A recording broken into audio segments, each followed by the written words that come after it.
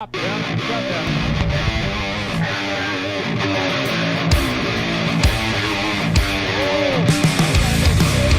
Just a horrific accident right there.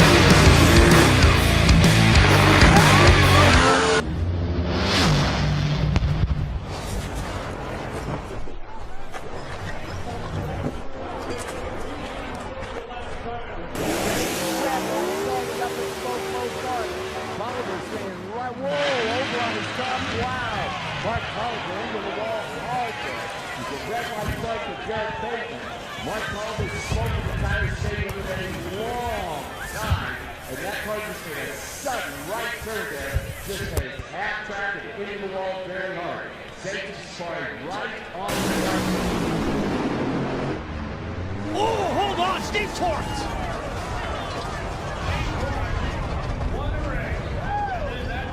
Steve Torrance wins the race. But more importantly, we got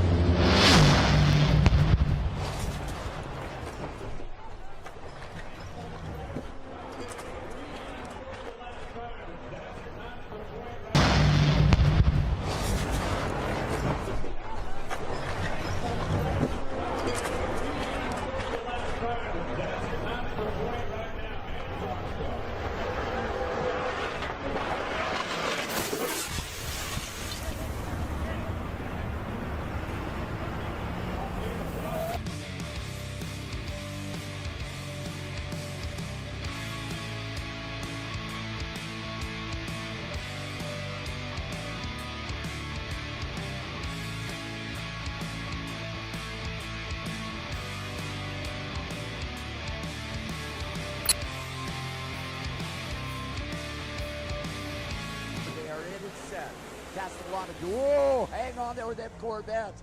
Woo, boy. Oh, Sidney got some oh, hang on there, Sidney Frigo. Into the wall, top end, over and over, and a wild one there. Is Sidney moving around. And you saw that car as he tried to stay with it, lifted, got back in it, and that. Whoa! Larry crashes hard right at the finish line. Both cars were kind of hunting towards the center. You can see that Doug's car was moving over there, and Larry's car crashed hard, comes to a stop down in the shutdown area. Safety Safari already rolling on the scene. We'll wait until we get word from the top end. Just incredible. Watch this.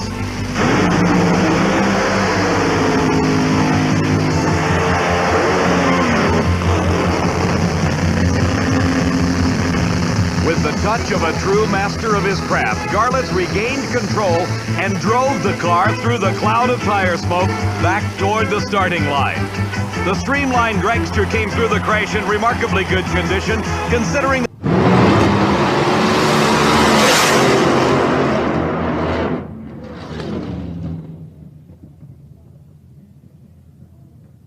Most horrific crashes we have ever seen.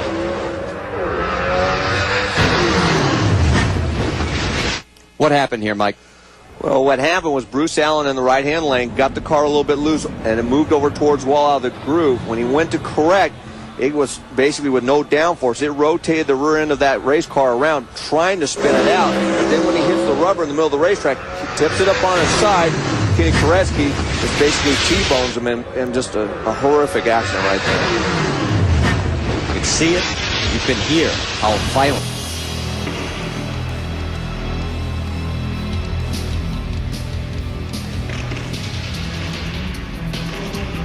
2 tons of downforce generated by the rear wing. Suddenly, it reaches its breaking point. It fractures directly behind the cockpit, triggering an emergency deployment of the parachute. I go from looking on the track, getting ready to pull a chute, to looking straight down. Getting after it. Oh, we have got a blowover, Jazz.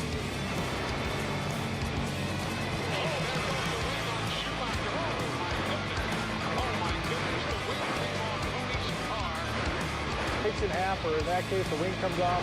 There's nothing you can do except tuck your arms in, and I didn't even have time for that. The wing came off Tony's car. Her parachutes deploy, but just disappear. Now she is flying for that sand trap.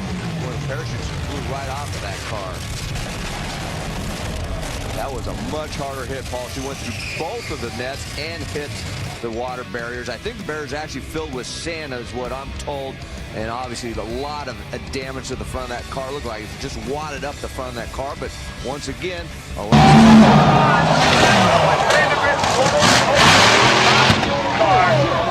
Chris Vandergrift's machine goes up and kept going all the way up, and it's a top fuel blower, and he is rolling down there at the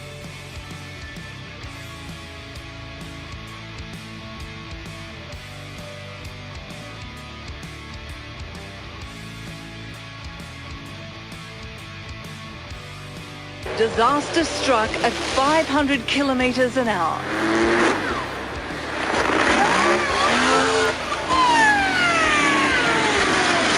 Lamartina's dragster becomes airborne. His chassis disintegrates. He's knocked unconscious. The dragster rolls 3 times.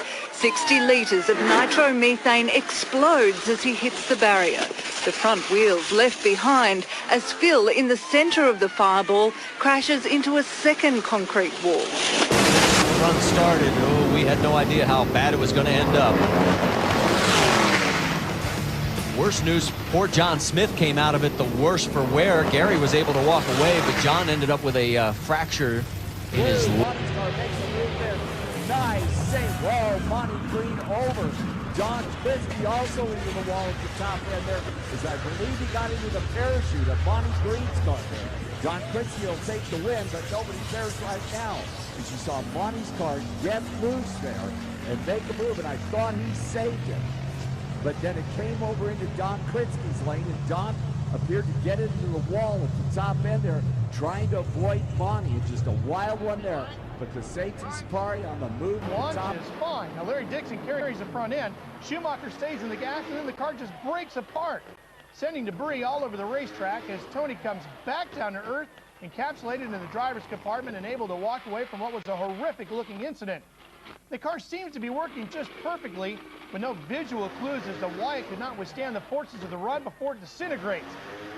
Schumacher is launched into the Tennessee Nations. Look at the car on the left side. That is Mike Austin of Medford, Oregon. Grazes over the wall, hits a second wall, and then slides down and hits and knocks over a third concrete barrier. And you know what? Veteran driver. He actually finished 5th in the points in the Lucas Oil Series in 2010. But what you're seeing is a tribute to the son Brandon went for the ride of his life.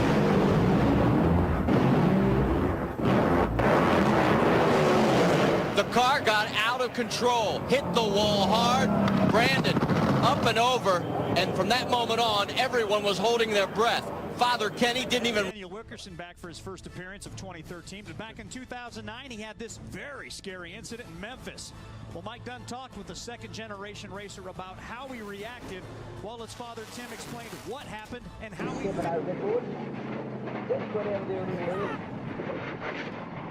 Oh, no. At the end of a 4.15 run, 289 miles an hour, it went kaboom. Tim Wilkerson's car smoked the tires early. Got sideways at this end of the racetrack, and he was out of the throttle. And from that point on, he was kind of dodging red snap-on shrapnel down there.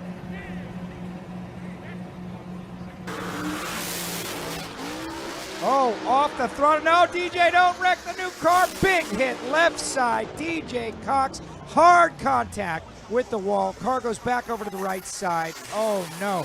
DJ Cox trying to control that race car and just made massive contact with the left side wall. Nick Janik got down through there, 569, and he is out of the car, ladies and gentlemen. He is out of the car.